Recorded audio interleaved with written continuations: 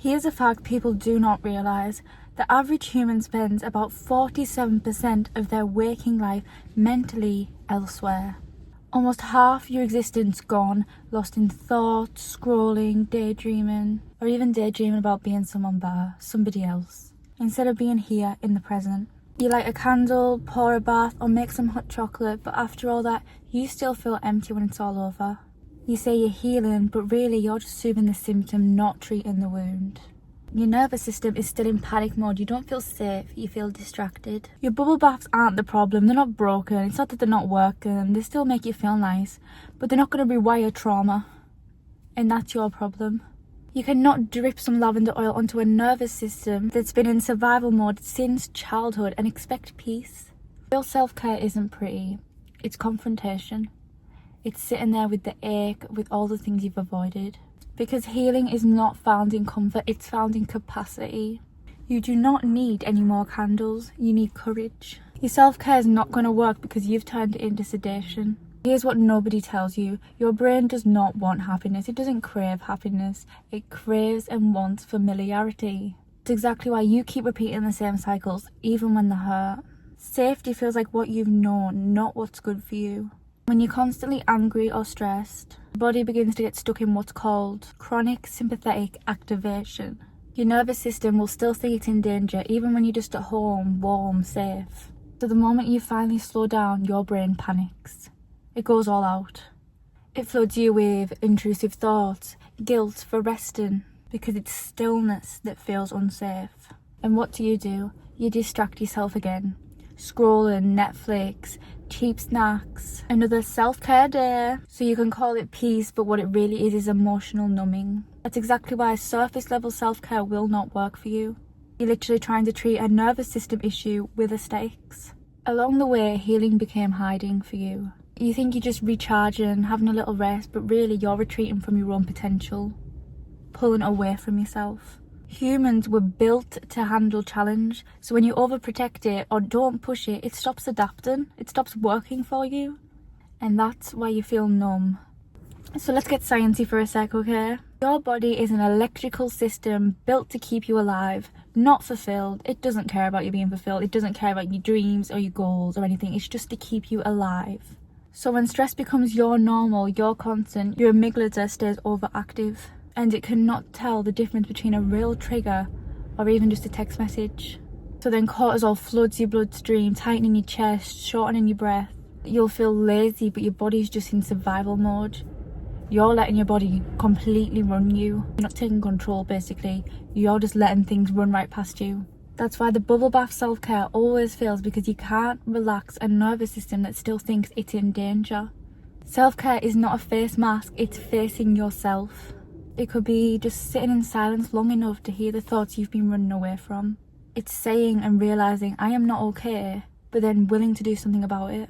Your body will learn safety through proof, not comfort. Every time you push through resistance, a cold shower, a workout, or even an honest conversation, you signal to your brain, well, I survived for starters, and that was actually beneficial towards me.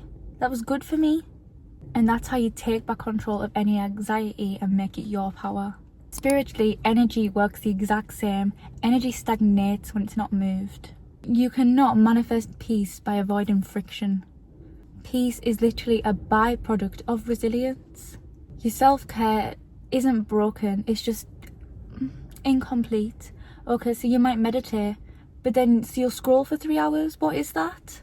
You journal, but you never actually take action on what you write. Or you'll journal your thoughts and feelings, but then you won't ask why. Where's this come from? You'll just have got it on the page. Well done, but it's not enough. You're still going to be in the same place.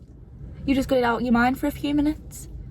You may rest or get a good night's sleep, but your body never fully recovers because your mind doesn't shut up. You're an overthinker, you overanalyze, you have to question everything. But not to do with yourself, just ignore yourself. Cortisol, the stress hormone, drops when you move your body, not when you lay in bed. Serotonin, your happiness chemical, is produced 90% in your gut. So yes, what you eat quite literally will affect your mood. Stop feeding yourself junk, for God's sakes, guys. Stop feeding yourself processed crap. It matters. Do you not matter to yourself enough? Dopamine, your motivation chemical, peaks during the pursuit, not the reward. So you're going to feel better during the grind than the outcome. So that means enduring the grind will give you more joy than fantasizing or making vision boards or watching other people do it through a screen. Your brain rewires itself through repetition. So every time you avoid discomfort, you're teaching yourself to fear growth. But every time you lean in, move, breathe, try again, you are sculpting a stronger identity. Energy can't heal if it's unmoved. Every unspoken truth, every swallowed boundary sits somewhere still within you. It stays in your body as tension. Say your shoulders carry apologies, your gut carries anxiety. Spiritually, depression is just unexpressed life force. When you stop creating, moving, expressing, the energy collapses inward. You turn into a full cup with nowhere to pour. You're flooding yourself from the inside. You attract what you believe you deserve. If you secretly or unconsciously think you're not worthy of more, you'll sabotage literally any opportunity that proves otherwise. Your frequency can't do all the work for you. It can't fake confidence. You can scream and shout affirmations all day long, but if your energy and your identity keep saying, I'm small, then the universe will match that. It will match what you are, what you truly are. If that is you, please acknowledge it, and I'm proud of you if you acknowledge it. That, you know what, proof in my life has shown that I am too scared to speak up anywhere. I'm too scared to walk into buildings and rooms sometimes. I guess I have been telling myself I am small unconsciously. I'm too scared to order my Starbucks by myself. I'm too scared to go to Starbucks by myself. You're telling yourself you're small, and please realise that and change it. Why do you care who's watching? Think about that. Why do you care? Self-care isn't about pampering. It's like purifying yourself. It's like about purification. Removing everything that keeps your energy dense, overthinking, comparison, jealousy, processed foods, fake friends, bad habits, a cluttered bedroom. Every item, every thought, every person carries its own vibration. Clean it up in order for your reality to change. Come on, aren't you proud of yourself? Think of yourself as sacred. You can't just let anything come at you. You're not a bin. You're not going to collect everything, are you? You're just going to scoop up everybody's shit and take everybody's shit, and everything around you, you're just going to absorb it all. You're going to let it in. Because manifestation is not magic. It's like physics meeting faiths. Breath work, dance, prayer, even an orgasm help you heal. They remove that stuck energy. So no, you are not too emotional, okay babe? You just need to let the trapped energy flow. So let's rebuild self-care from the inside out. Each morning I want you to anchor your body before the world even touches you. 10 deep breaths, drinking water, a pinch of salt or some lemon, great electrolytes, help calm your nervous system as well. And light exposure is a must to help you. It tells your body, you know, time to get up, it's go time, let's reach into our full potential, let's go girl, let's go. The next thing I want you to do is reconnect, and the best way to do this is journaling. And I don't know why, but journaling stigmatized is such a wet wipe girly thing to do. But if you're not journaling, you're literally holding yourself back. It's not a dear dumb diary. Today I looked at Jacob. It's how you get to know yourself deeply. Otherwise, you're just going to stay surface level. You need to dig. Instead of numbing yourself or being man macho and suppressing your emotions, just shoving them away. Instead of numbing, name your feelings. Name what's going on. Name anything. Name your thought. Name a thought that pissed you off. Ask yourself, where do I feel this emotion in my body? And then get all analytical. Where does this come from? Your past, insecurities, fears, doubts, something somebody said, and ask why is this came back to me, or why am I feeling like this? And then ask yourself, what is this trying to teach me, or what have I not learned yet? Because speaking from experience, I feel like I've had the same lesson over and over again, which was how to walk away, how to respect, self-respect basically. I had to learn that. I was constantly going to whoever would have me, and I kept getting hurt, and I kept feeling like shit, and I kept thinking, am I even a human being? What am I? Am I just a disgusting scum of the earth? I had to learn that lesson over and over again on how to walk away and trust yourself. And then after you've realised, to help you in the moment, I want you to move it. So cute things I like to do: stretch, yoga, or even music, blasting Nirvana or rap or Olivia Rodrigo, anything to help you move it. Dance, sing, art is a great way to express yourself. Go for a walk, nighttime vibes, I love it. A drive safely. Step number 3 is to rewire. Your thoughts are literally neural habits, and we're going to replace one today. The old is I need fixing, I need to change, I must change. And we're going to replace that. Stop saying that to yourself. Say, I am safe, I am learning, and I am brave. It's not a stupid thing to do to talk to yourself, to say, I love myself. It's not. Okay, well, you keep letting the pain of the past and the ghosts and the trauma keep eating you alive.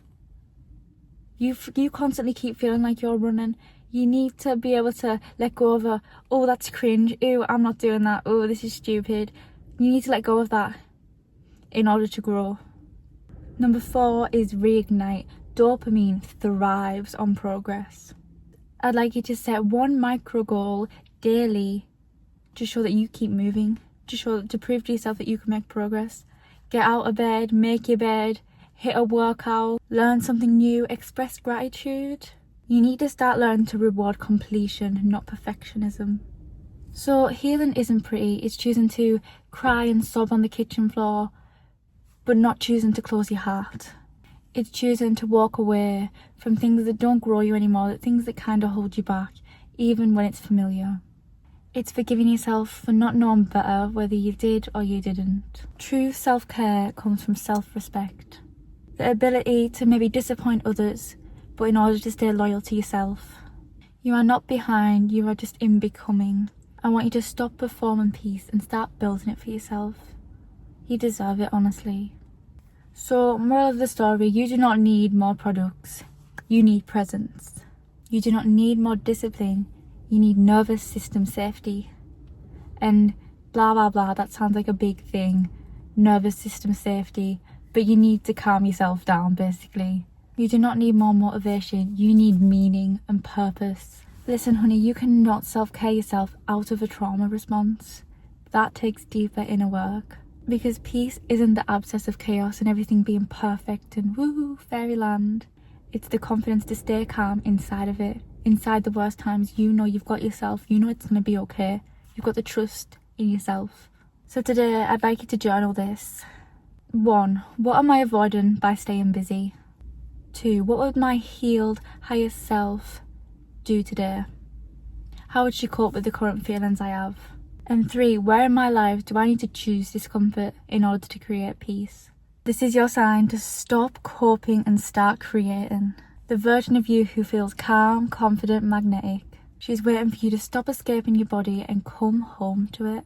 Because peace isn't just a vibe, it's practice. And you, right now, you're ready. Go get it, girl. So thank you so much for watching. If you stayed to the end, please comment this emoji. Let me know what you're going to start working on today. Let me know anything. Give me it all, please. As always, if you want to be a G, please like and subscribe. If you need any extra advice, or you want someone to just vent out to, or you want something explained more, me, please. I am your girl. Promise, I've got your back. I will be here for you. Trust. I have got you. And as always, do this for you. Do this for your family. And even for me. You've got this. I am always watching. Go get everything you've ever fucking wanted.